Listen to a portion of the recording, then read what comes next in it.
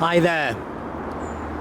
If you recognise the crooked spire over my shoulder in the background, you'll know we're in Chesterfield. It's a bit hazy at the moment, but it's forecast another warm day. Not that that's going to bother us, because we're going underground. We're going to explore Chesterfield's abandoned railway tunnel. I looked on several exploring sites like 28 days later to get a bit of information on the tunnel. The general opinion was it's difficult to get into because it's covered by CCTV, the entrance, and that's also surrounded by an 8-foot concrete wall and gates. It's also prone to flooding and very muddy inside, to the fact it can get several feet deep, pretty dangerous, so I did keep well away. But as we've had the dry summer for many years, I thought I'll go and have another look at it. I did a quick recce and it was fine inside. So I'm just gonna come round the other side of the camera, show you a couple of things. So if we look up there, that's Chesterfield's crooked spire, what the town is famous for. Come round there. Now over there, on that post, that is a CCTV. He's probably monitoring me now. We come round this side. And if we look down there, behind that concrete wall, that's where the tunnel is. So we're going to make our way down to the entrance.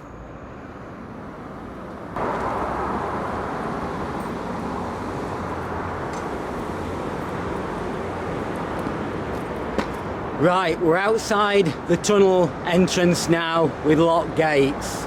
This is the only way in. I find in situations like this, you've just got to go for it. Over the wall, jump straight down, and I'm in the tunnel.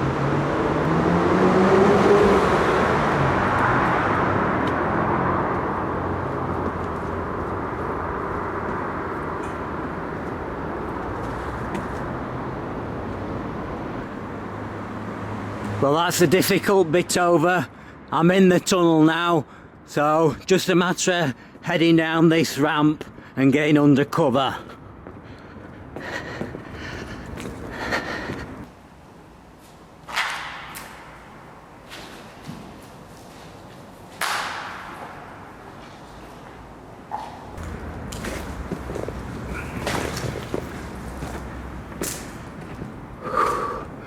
We're in.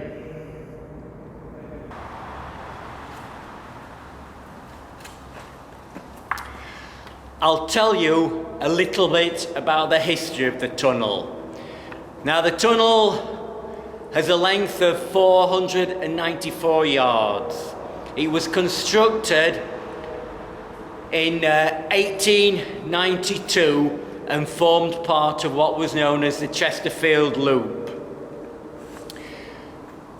Now, it was in operational use for about 71 years. In 1963, the Chesterfield Loop was severed, and a year later, the tunnel was closed. Now, it stayed like that till 1985, and around that time, the Chesterfield Inner Relief Road was constructed. We are actually at the southern portal. At the far end, the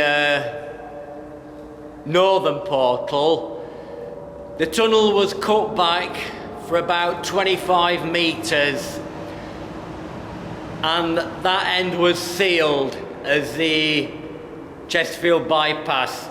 It formed part of the retaining wall. So that end was sealed and a ventilation shaft put in.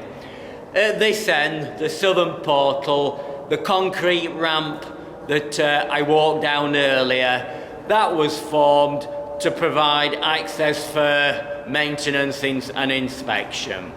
So that's a brief history of the tunnel. We're going to get on now and wander deeper into the tunnel.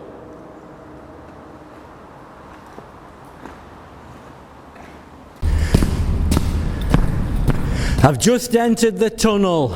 As you can see, we've got a bit of natural light lighting up the entrance, and then it's pitch black after that. Looks like a lot of new stones gone down here. It's certainly uncomfortable to walk on, but I suppose it's better than a foot of mud.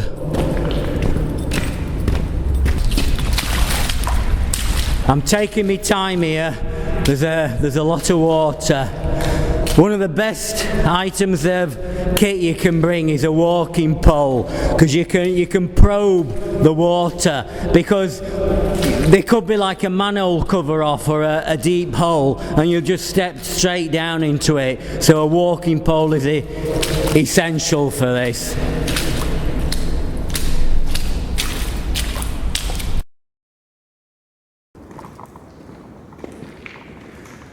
As we head deeper into the tunnel, you get a feeling to how big this place is. It's not going to be easy to film at all. As I've done in the past for these sort of tunnel explores, I've used a combination of video and light painting. It's the light painting that shows the tunnel up in its real splendour. But these walls, they're heavily coated in soot, so they're going to take a lot of light to get a decent picture. I reckon I might be doing 2-minute exposures, something like that. But we'll head further down, see what we can find, and then try a bit of light painting.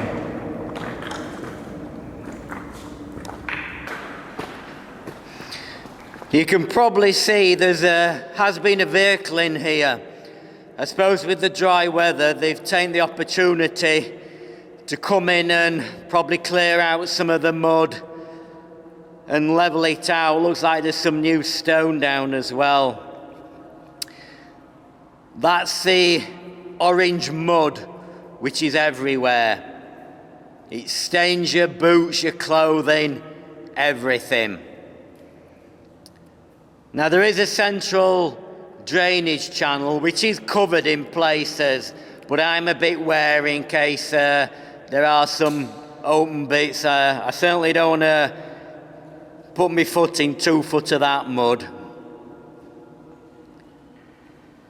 You can probably just make out the light of the ventilation shaft at the far end of the tunnel.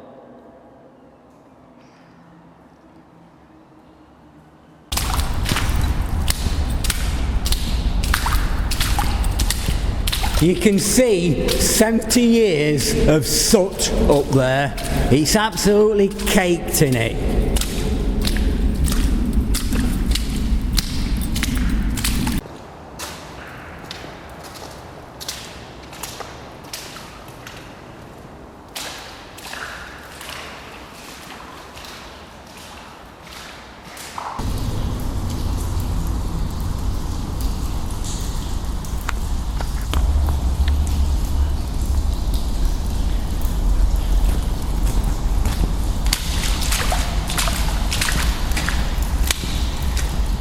This certainly shows up the water and mud, and also I'm afraid some unlucky person looks like he's lost his shoe.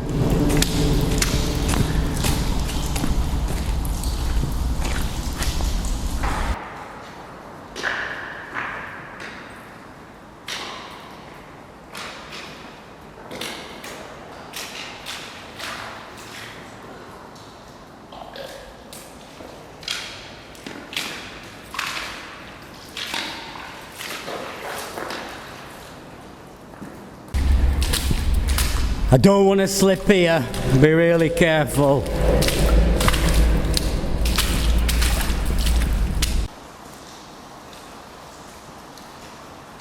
Just looking at all the ferrous oxide and mud and the deposit it's left. This is solid.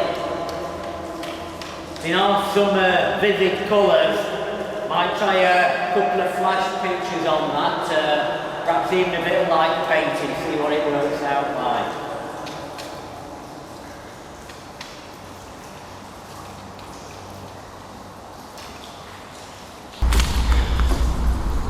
Here we have a couple of pictures of the ferrous oxide deposit. This first one I took using electronic flash. Very easy to use, gave a nice crisp picture. You can see it's a bit dark on the left hand side. The flash will only cover a certain distance in a way. This second picture I took by light painting. Again, a nice crisp picture. It took 1 minute 30-second exposure, but you could see I could actually illuminate a bigger area. I light painted quite a lot on the dark brickwork to the left, so it brought that into the picture. So you can see you can get a better picture by light painting, but it does take a lot longer.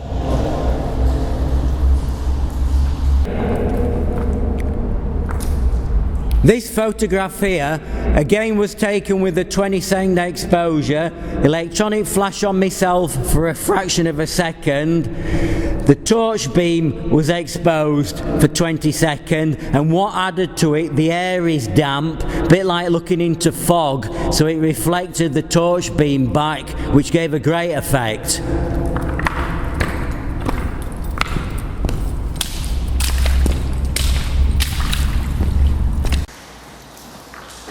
It's surprising what fun you can have down here with a camera and a torch. I've been messing around for the last hour, trying different silhouettes, doing a bit of light painting, and I've just taken these two shots. Have a look at them. One's a straightforward light painting shot, looking behind me. Other one's a little bit different. This shot I took 2-minute exposure, light painted shot, gave a nice result, very pleased with it. Then I thought I'd try something a bit different that I'd read about. Have a look at this.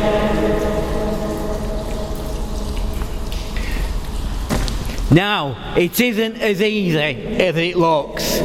Number one, you've got to be able to spell, and I do have problems there. And the other thing, you've got to be able to write backwards. This didn't happen first time. I think, to be honest, it probably took about 5 or 6 goes before I got the letters the right way around. But certainly something a little bit different.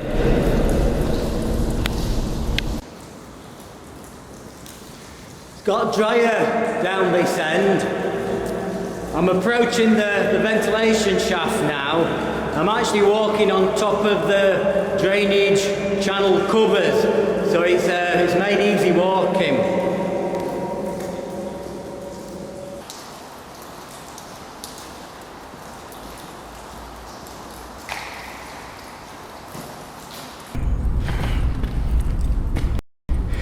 Setting a flash off at the side of you always gives a nice silhouette.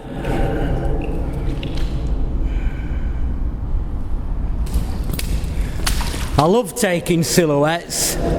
That's the air vent you can see in the distance.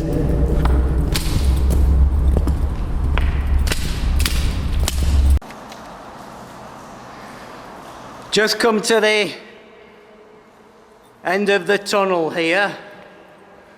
You can see this big concrete wall. Well, behind there is the Chesterfield bypass.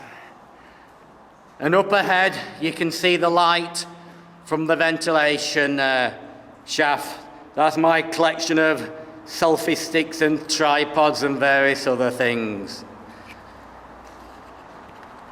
Though it would appear, with all the graffiti Somebody's been here before me. Oh look, a ladder. I wonder if we should climb it. Of course we'll climb it. Can't leave a ladder like that unclimbed. Off we go.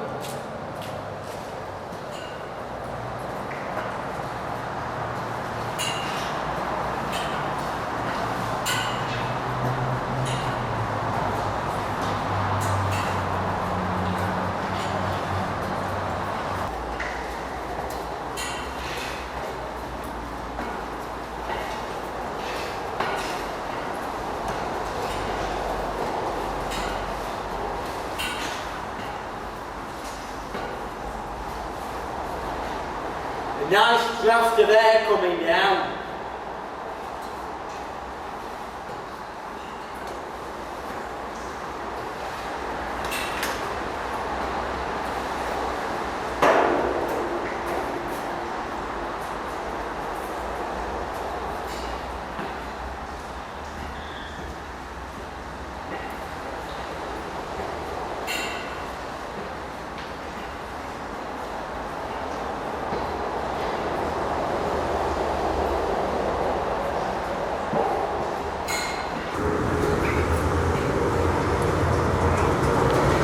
Very noisy with traffic. Just about at the top now.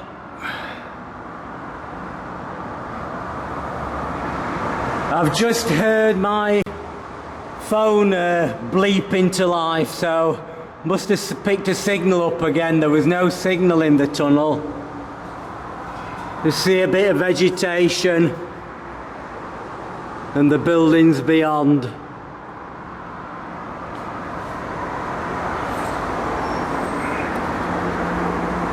And that's back down to the bottom of the tunnel.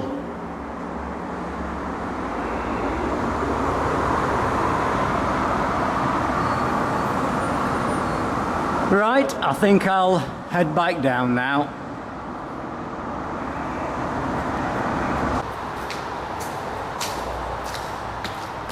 So this sort of brings this explore to an end. We've covered the whole railway tunnel. It's not a long one. You can probably see the entrance over my left shoulder. So I'm not finished yet. I've something else to show you. So what I'm going to do, walk back down to the other end, climb over the fence, get out the tunnel, and I'll torch you down there, explain what I'm going to show you. So I'll see you in a little bit.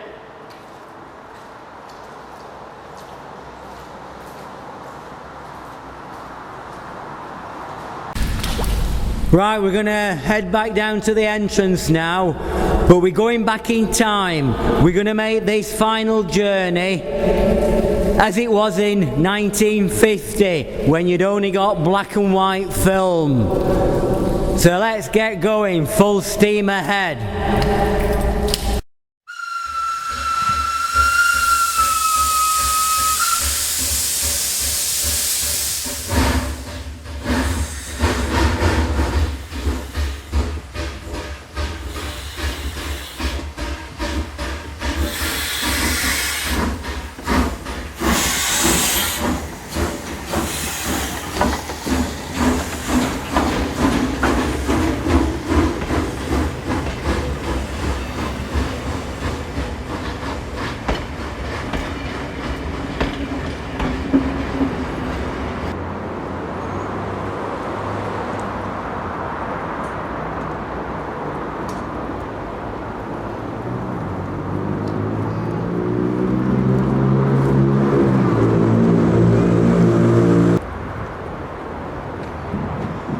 Back outside the tunnel now, and it's absolutely boiling out here.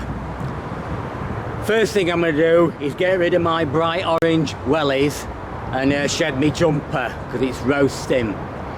Then what I thought we'd do, we'll follow the route of the tunnel on the surface across Chesterfield. Should be able to get as far as the ventilation shaft. So I'm going to nip back to my car and get changed. I'll see you in 5 minutes.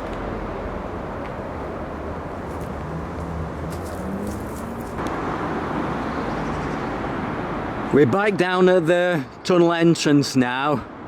You can see slip road to the bypass runs right alongside it.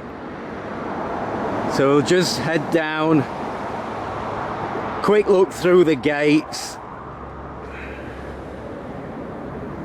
So that's actually looking down at the tunnel, although it's a bit dark. We'll head up through these car parks as we follow the route of the tunnel on the surface.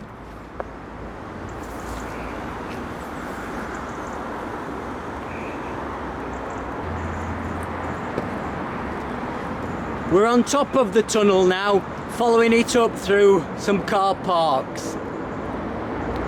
When they built the Chesterfield bypass, they actually built that on the track bed of the former Central Railway.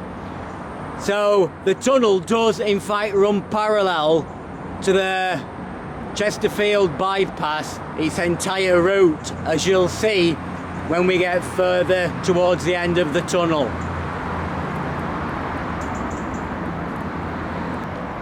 So I reckon I'm on top of the tunnel now, and it passes underneath those buildings in front of me. I think one's Isaac's bar, one's Cocoa bar. Trendier bar bistros, not the sort of places I would go to. If you want a decent drink in Chesterfield, go along the Brampton Mile. It's about 8 pubs, about a mile walk, follows the route of Chatsworth Road, but it's a great day out. So I'm going to head down now, past Cocoa Bar, and get across the other side of the bypass and get a better view of the route of the tunnel from there. Just gonna walk over this footbridge to get to the other side of the bypass.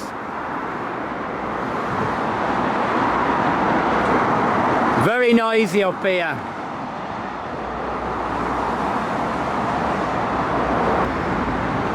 We'll get a better view from this side of the bypass.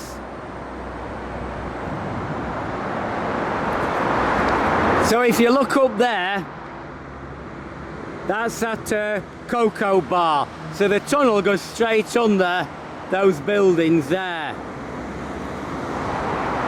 And then it's actually behind that big retaining wall on the far side of the bypass. And then if you look down in those trees down there, if you see that concrete structure stood up, that is actually the ventilation shaft at the end of the tunnel. I had thoughts of climbing on top of it, but I don't think I will, because right behind it there, that's the new Magistrates Court. So I think we'll leave well alone. What I'm going to do now, I'm going to make my way down to the Chesterfield railway station. Can have a last word with you down there. It's too noisy here and I'm fed up of shouting. So I'll see you 5 minutes down at the railway station.